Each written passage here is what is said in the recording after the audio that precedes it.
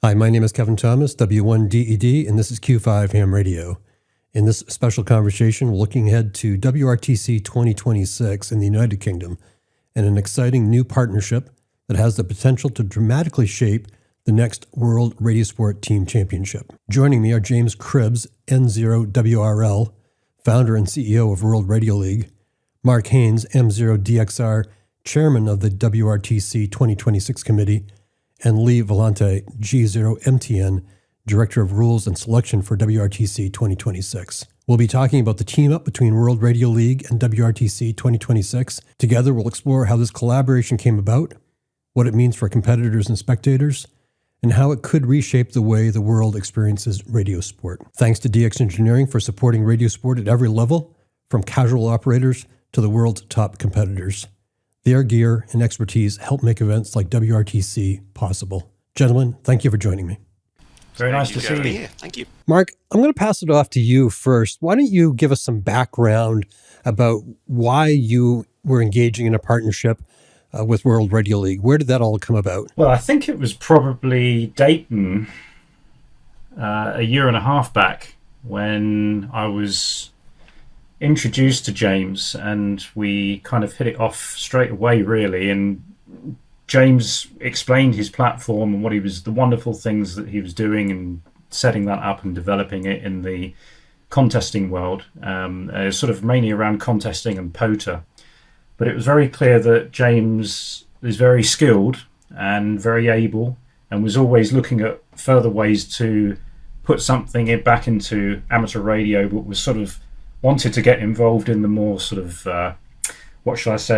premier events. And WRTC, of course, is that in the contesting world. So we were also looking for a way to establish a platform for the WRTC event, something that could process the QSO information and really give that interface to the outside world. So it was a recipe that was destined to happen, I think. So take that just a bit further for somebody who hasn't been to WRTC.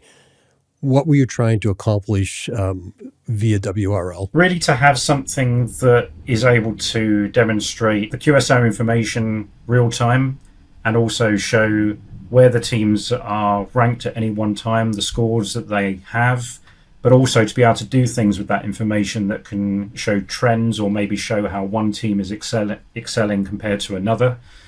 So it really brings together a lot of things about operator decisions, operator strategy, so that you can get a good idea on also propagation by seeing how those QSOs are plotted on a map, for instance, by band. So there's so many factors, so many levels that this digs into, and that's really important for the audience. So we're trying to take that also a level further that I'm sure James will come on to, in sort of bringing it more up to date with this eSports kind of feel, because that is obviously a very popular way of presenting sports in this day and age. And with WRTC, it produces all of these pieces of information that make that really exciting. And of course, not everyone can get to WRTC, so there are more people that can't be there than are there. So this is a way of making them feel a part of WRTC and get involved with the excitement. So what I hear from that is it's a primarily spectator audience focus.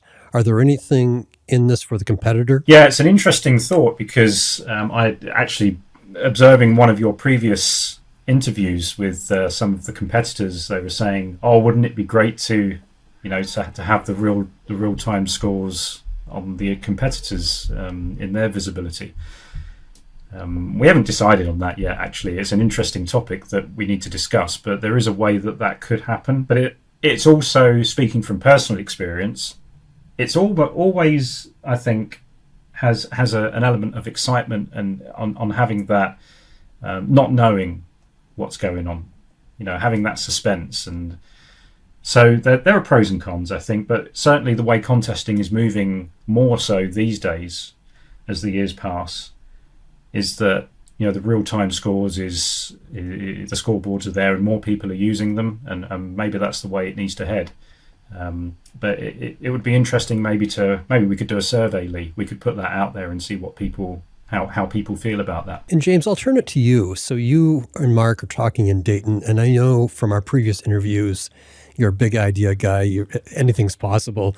What was going through your brain while you're having that conversation with Mark about what you might bring to the table for the WRTC? When I first talked to Mark, it was like a breath of fresh air because he also had a big vision for what he wanted to do with WRTC, and that got me really excited because I saw right from the get-go he was open. It wasn't just like, hey, this is exactly how things have been done before and how it's been displayed before.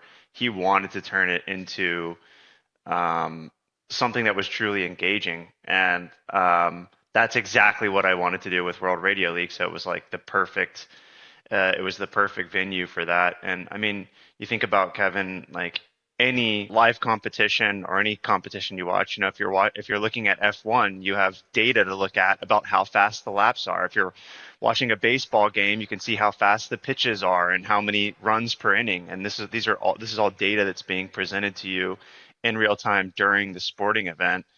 And that same thing, I mean, to a degree, it's been done. I don't want to sit here and claim credit for having the first live scoreboard because I haven't done that, but there's so much more that can be done in creating a comprehensive, data that can be displayed back to the user in a super engaging way. And then what Mark and Lee and the rest of the team are doing, even what you're doing, Kevin, on the media side to tell the stories and to, bring all of that to life, I think is what is really going to make it unique. And I want to drill further into that too, because I think you and I see this the same way, James. I think there's a lot further we can go to engage people and get them excited about ham radio, which ultimately is my goal. I just would like to see more people, not only licensed, but more people on the air. But let's talk about it just for a second from the competitor standpoint, and any one of the three of you can jump in here. I do interview a lot of contesters. I interview a lot of people that are going to the WRTC. And there seems to be some level of concern about what this interface is going to mean to them. What the architecture is, what the level of support is. What can the competitor expect, and what can they do to prepare in advance so that they have a smoothly operating operation? If you go back a little ways, back to, me and Mark first started talking in Dayton, then I met the rest of the team with Lee and Andy and some of the other folks that are working behind the scenes. And one of the first things to say is, by the way, we want to try to do this without installing any software on the competitors' laptops. So I said, okay, well, this is interesting. And they said there is this software that's been used before. They put it on a Raspberry Pi and they broadcasted the scores from that up to a score server. We took a look at that, but quickly we realized that the way that people had done this before was they just took the reported score that comes from the loggers. So it would, if you're logging on N1MM, it would just give you the metadata essentially. And we said, well, no, we don't want the metadata, because if we were going to give a play-by-play, we need to have exact QSO data so we can mark the moment when somebody, changes bands or they find an opening. You get real-time QSO rates. We want it to be at the QSO level. And so we basically wrote a software from scratch that gets installed on a Raspberry Pi, where via the just the local area connection, you can send the competitors' laptops will stream the contacts to that Raspberry Pi. It'll store them locally on a Raspberry Pi database, then stream them to the cloud. So from the competitor's perspective, it's completely non-invasive. Now, like Mark said, if they want the competitors to be able to see scores, we can certainly do that. It's super easy. That's very trivial, very easy to add. But there, there's certain features that we're building in, spotting and things like that. But yeah, essentially, it's built in to be from the competitor standpoint, just a non-invasive background thing that's happening. So basically the competitor sets up, they plug in the Raspberry Pi, whether they're using N1MM or WriteLog or DXLog, it's going to connect and it's external to their operation. Exactly. And they don't have to worry about, what if the internet goes down? That's not their problem at that point. Is there any backup plan there? Yes, there's definitely a backup plan, and it can happen. We're hoping that we don't lose internet connection to the stations, but we'll keep a backup of all the contacts on the Pi. So instead of just streaming from the Pi, we're actually having a backup of all the contacts on the Pi as well, with a couple of failover mechanisms. So when the internet gets stood up, we should catch up on their contacts. So also from the competitor standpoint, and you guys correct me if I'm wrong, I'm relatively new back into the hobby, but I believe there was spotting in Italy. Will the system allow for spotting, or is that a factor at all? Yeah, so that's that's what we have suggested to James. So to try to make the operating on single sideband equivalent to what we have with CW, with the reverse beacon network, spotting all of the entrants.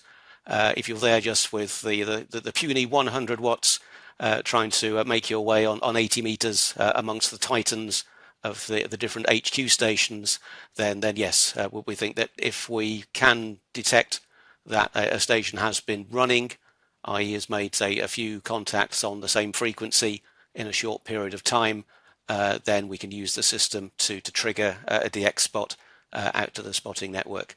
So that should be good. And also to answer those questions, well, if one station falls off the network and is then disadvantaged, the aim would be to stop any self-spotting for all of the stations until everyone's back online.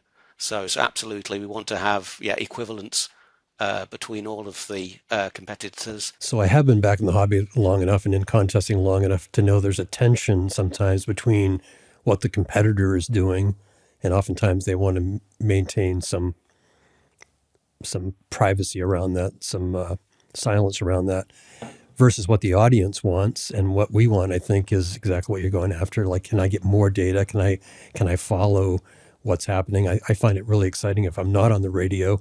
I mean, I've been on vacation before and actually following some of my friends around the world. So I get it, but there is a tension between the two. Do you guys anticipate any sort of problem that might come from, say, cheerleading because there's information out there, or even if somebody's in the lead and maybe they're getting more support than somebody else, and maybe these are non-issues, but the types of things I hear when the cameras are off. How do you address that? So absolutely. So we recognize and say as part of the overall scoreboard and the broadcast element that we want to do, so trying to bring WRTC to an even wider audience, a non-contesting audience, even a non-amateur radio audience, that there is still a large group of our competitors who have been working very hard through the qualification program, and they are laser focused on the contest itself, and that is perfectly fine, and they don't want to be bothered by anything else that they might be considered extraneous. So absolutely, we want the core of the WRTC competition to carry on with all of our broadcasts and the data that we'll have available. We will be, say, carrying on what had happened in previous WRTC, separating the individuals and the competitors' own call signs away from the contest call signs that we'll be using. So we're deliberately not trying to identify any of the entrants.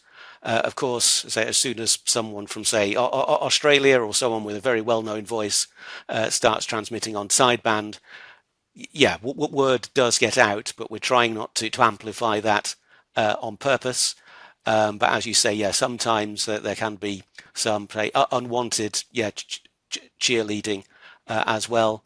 But we're putting together an excellent team of judges, and that they will then be deliberating, say, far ahead of time what will happen if there are cheerleading events, and again, just with the overall goal of just trying to make it fair for everyone. So Lee, you bring up a good subject. The referees or the judges, will these logs that go through WRL be the logs that get adjudicated later on? So we have got no reason to doubt that they wouldn't be the final and complete logs. But just in case, I guess we would take an actual copy. There'll be a USB stick or a memory stick, and we'll take all of the logs and they'll be processed together. So, but you will use the WRL consolidated log for the adjudication and just have the individual logs from each station as a backup? Is that what I'm hearing? I think at that time we've not formally decided that level of detail. And again, we can cross-check. Yeah, ultimately we're going to make sure there's no QSOs missing. Yeah, that's what we need to guarantee, and that's going to be our message. James, maybe back to you. It sounds like there's a lot of things that you're doing now. There's a lot of things that need to be done, and then there's another group of things that you might want to do.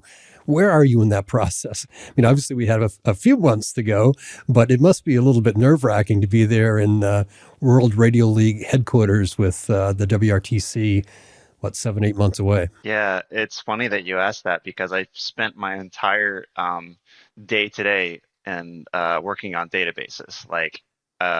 Probably I've been working on databases for probably more than 10 hours today.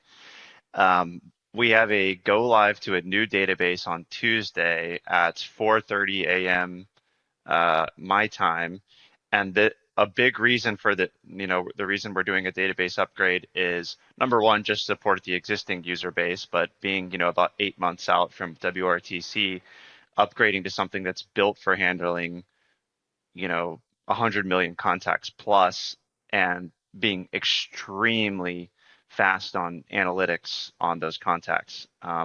So we've run millions of contacts through our system. It's back when Mark decided to take a shot on us. That was not the case. He saw a promising platform with vision, but at this point we've run dozens of contests through our platform, and millions of contacts in live contesting situations. But we're preparing our infrastructure for the next level of that. And that means bigger cloud compute. That means more processing power. It means having a team that knows how to support that software and is ready, because software it's never a one and done type of thing. So we have to not only have a lot of cloud processing, but we also have to staff a team that can manage that. And we have to project manage the timeline.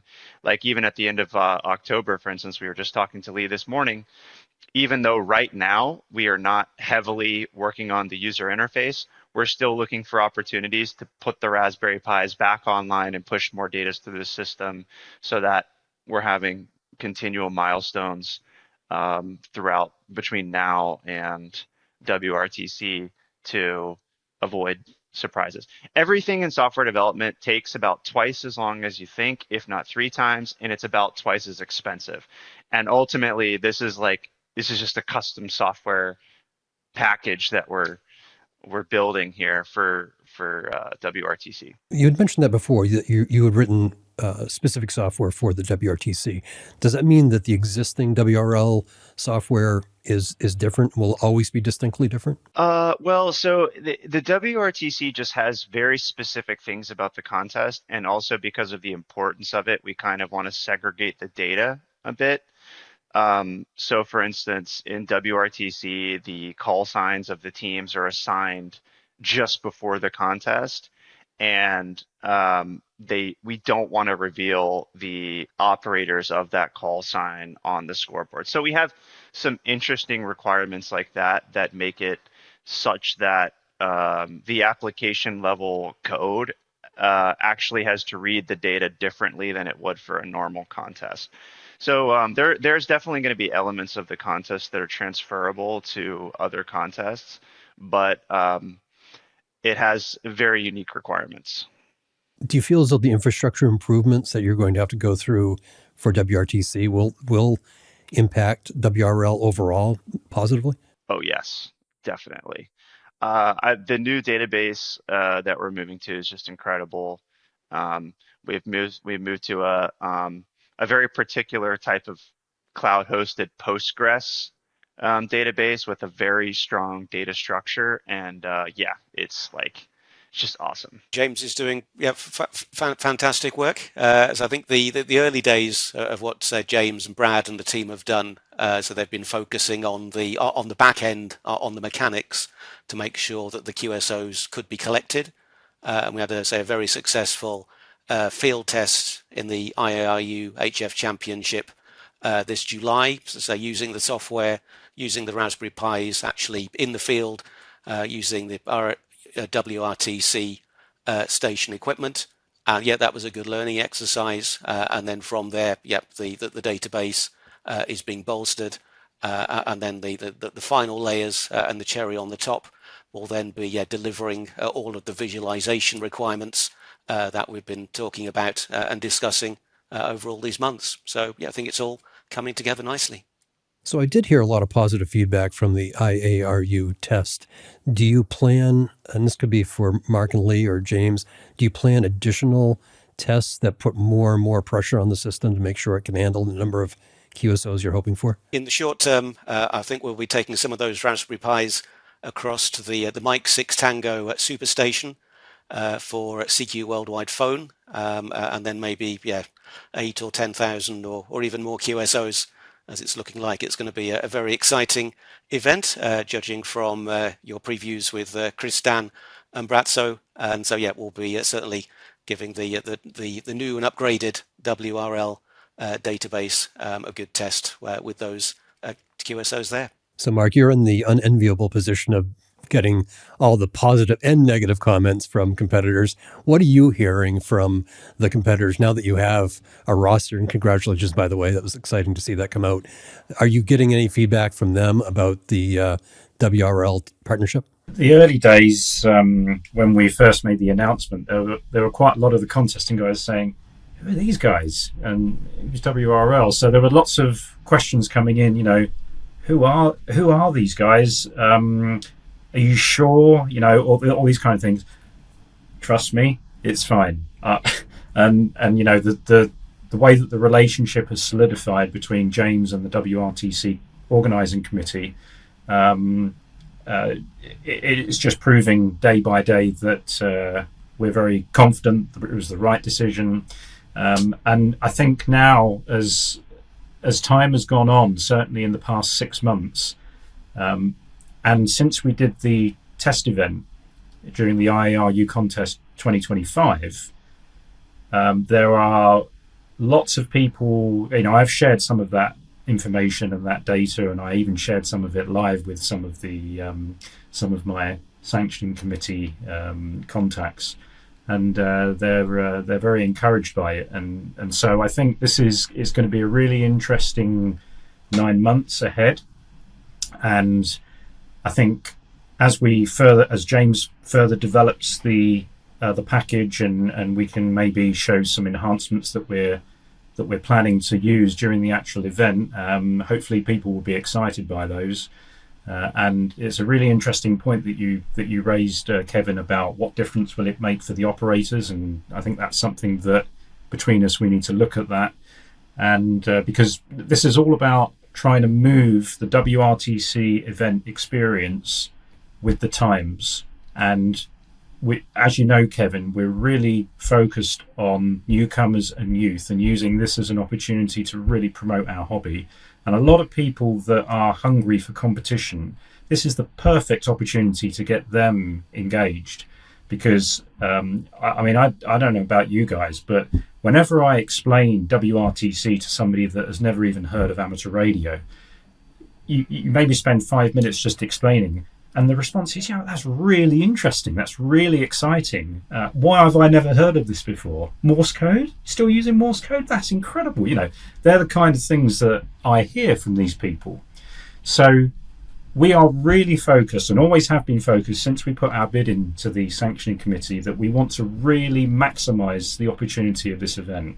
This can't be something that we just let pass by and it is just the competition that starts and finishes. That is not what we're setting out to do.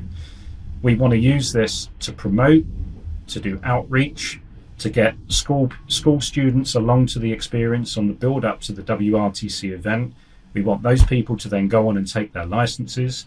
We want to be in a position where we can help those schools and those universities and those colleges, once WRTC is over, to use that as an opportunity for them to then get their licenses and set up school clubs and all these kind of things, and hopefully get into contesting. And I think that the onus is on us as an organising committee to do that, because we want to make sure that the future is there for this hobby that it so rightly deserves. 100% agree. The work that James is doing at World Radio League, the work that people over at Worldwide Award have done. I mean, I think that both of you are creating this amazing interface that, frankly, when I got back into the hobby 3 years ago, I was kind of disappointed that it didn't exist yet. But you guys are doing great work. James, what do you think this does for World Radio League after the WRTC is over? I mean, obviously, you're not spending all this money, time, and effort for an event that only happens every 4 years.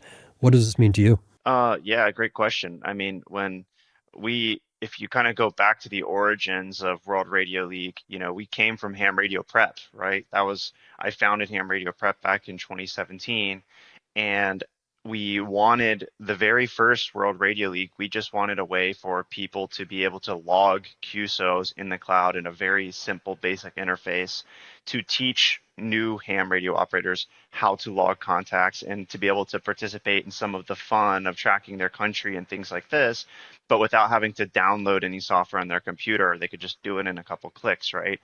Now, obviously, we've evolved a lot since then. We've started sort of moving up the chain, if you will, where now we've started having a lot of POTA operators, and we have a mobile app, and we're running contests through it. So now I would say it's not just beginner ham radio operators that are using World Radio League, it's beginner to intermediate. And I think by the time that WRTC happens in the middle of next summer, it will be sort of our coming out party, if you will, to the larger contesting community, which today we really haven't had very much to offer them, quite frankly. The contesting community, they have their loggers that they love, and they have maybe the technologies that they use, but there's a lot of features that need to be provided to that community in order for them to be able to get value from it, right? I mean, if you even just look at one of the loggers they might use, you've got 20 years of features built into one of those. And so we're hoping that this is, for World Radio League, a step in the direction of attracting some of the contesters to maybe check out some of our analytics, to check out some of our live contesting features. But I really strongly agree with what Mark said about what it means for the community, because look, you mentioned there's lots of great software projects going on in the ham radio, and we can all win together, right? Like the ham radio community is very small, and there's a lot of possibility to just grow the pie altogether, and for people that are maybe ham radio adjacent or maybe even never heard of amateur radio to join in and learn something through the event. And I think that's not just an opportunity for World Radio League, but it's an opportunity for everybody. And so, yes, I do. I want to see World Radio League grow, but I think that as the pie grows, the whole community wins. I love the way you're looking at it. Absolutely. Before we move on, because I do want to grab Mark and Lee and just talk a little bit about WRTC, but is there anything else to add on the World Radio League front? I'll just say that, we do realize the pressure that's on World Radio League to deliver a good event, and especially being a newcomer, but that motivates us. I take it super seriously, our responsibility to deliver a good event, and me and several of the World Radio League team members are going to be on site. So Mark and Lee will know who to grab if they have an issue. They'll just be able to grab me by the neck and pull me over to a laptop, and we'll get it sorted. That sounds good. And James, I definitely want to reconnect with you before July when some of these things start to get worked out. I'd love to have you back on the show. Mark, Lee, you, as I said earlier, the rosters have been distributed. There's been a lot of excitement on social media. I know the referees have been chosen. Tell me more about what's going on as far as the actual WRTC operation at this point. So there is, as you can imagine, we're at the moment, there are so many different threads to organising such an event. And one of the ways that we're able to maintain progress on schedule is obviously having a good team and having a dedicated team. So the team are doing a super job. As you mentioned, we've released quite a lot of information in the past, I would say, month to 2 months. Everything from the final operator list to the referees to the brochure, which stipulates the itinerary. And there's and that's probably a 4-page document, but the amount of work that has had to happen behind the scenes to actually get that detail in place is it shouldn't be underestimated, of course. But so we've been doing a lot of work on establishing the next level of teams, the support teams, everything from volunteers to IT to media, the on-site AV team, people that are going to be helping with station build and manning the sites, finding the sites. And we've made excellent progress on finding the sites. We've got over 50 now, which is superb. And a lot of those sites are based on some very carefully managed relationships that we've built with some of the estates in southeast England. So these are really exclusive locations, and we're so lucky to be able to set up our stations there. So and they're all actually going to be very closely located to each other, these sites. We know that we've got a 500 meter minimum distance separation requirement. And of course, it was a big job doing the test event in July, which was very successful. And we learned so much about putting the stations on and building the antennas, raising the masts. And that was a great opportunity for our volunteers to get some first-hand experience of how to do that. But everything from, event insurance and, all these things that are there that maybe you don't think of. Where are we on our plan? I would say we're on schedule. We're where we want to be. Fundraising, of course, is ongoing. You can never have too much money, can you? But that is a really important aspect that we have to really keep the pressure on. So I'm chasing like crazy to find out if anybody wants to partner up with us and support us and what we can do for them in return. So, but I feel good about it. I think that the team are very tired, but that's what I expect them to be honest. Otherwise, we wouldn't be doing our job. And the support from the community is fantastic. We've got tremendous support, and that means so much, because the team are doing this in their own time. That a lot of them are working, a lot of them have families and busy lives, and we're doing this because we love it, and we want to set a legacy. So, but the feedback generally is fantastic, so we're very grateful for that and super excited. And we're looking forward to having you there, Kevin. Well, I'm very excited, but I'm ready to buy my ticket, as you know. My wife will be coming, and I think we're going to take an extra few days and go up to Scotland, so it should be a great trip all the way around. But I've got to give my kudos to you and your team, Mark, because I really just hear positive things over and over again from people that are really excited about it. I really appreciate you guys taking time today to have this quick conversation. We do our best with it, and we base it on data. Lee's a great example of a guy that uses the data to lead the direction, and I take my hat off to Lee for that. What a superb job he's done with all of that, all the way going back from setting the criteria when we had those very lengthy discussions amongst the committee. You may remember, Lee. And, we'll come back for another conversation, Kevin. we've got some stories to tell. I love the stories.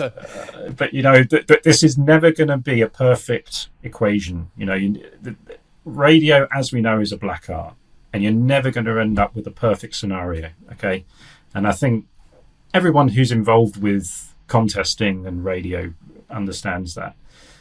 So we're not going to get through this event without having hiccups. It wouldn't be WRTC.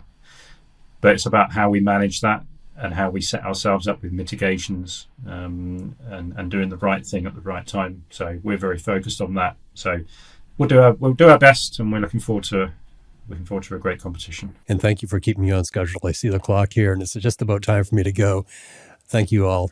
I've been talking to Mark M0DXR, Lee G0MTN, and James N0WRL about the WRTC WRL team up coming up.